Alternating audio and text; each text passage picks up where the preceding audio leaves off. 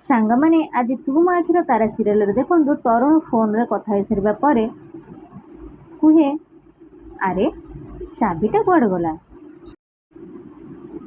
ତାପରେ ନିଜର ପ୍ୟାଣ୍ଟ ଖୋଜେ କିନ୍ତୁ ଚାବି ପାଇନି। ତାପରେ ମନେ ପକାଏ ବବଲି ସହିତ ଧକ୍କା ହେବାର କଥା ମନେ ପକାଇ କୁହେ, ହଁ ହଁ ପକ୍କା ସେଇ ଜାଗାରେ ହିଁ ଚାବି ଥିବ।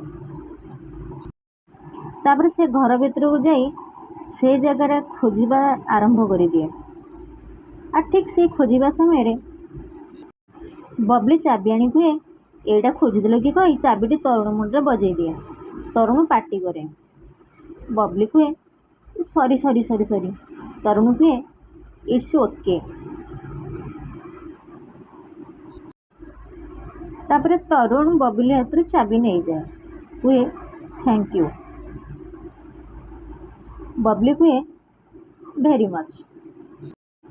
ତାପରେ ବବଲିର ଏଇ କଥା ଶୁଣି ତରୁଣ ଟିକେ ବବଲିକୁ ଚାହେଁ। ବବଲି କୁହେ, ନାଇଁ ନାଇଁ ନାଇଁ ମାନେ ମୋ କହିବା କଥା ହେଲା କି ତମେ ଯେଉଁ ଆଜି ଆମକୁ ହେଲ୍ପ କଲ ସେଥିପାଇଁ ଥ୍ୟାଙ୍କ ୟୁ। ଆଉ ସେମିତିରେ ବି ଏସବୁର ଆବଶ୍ୟକତା ନଥିଲା। ଏମିତି ଲୋକଙ୍କୁ ଠିକ୍ ବାଟକୁ ଆଣିବାକୁ ମୁଁ ଏକା ହିଁ କାଫି। ତାପରେ ତରୁଣ କୁହେ, ବବଲି କୁହେ, ତମକୁ ଏକଥା ଜଣା ନଥିଲା ନା? ଏଇଥିପାଇଁ ତମେ ଏମିତି କରିଦେଲ ନା? ଇଟ୍ସ ଓକେ, କିନ୍ତୁ ଆଗକୁ ଯେମିତି ଏକଥା ମନେ ରଖିଥିବ, ତମେ ଆଜି ଆମ ପାଇଁ ଯାହା ବି କରିଛ ସେଥିପାଇଁ ପୁଣି ଥରେ ଥ୍ୟାଙ୍କ ୟୁ।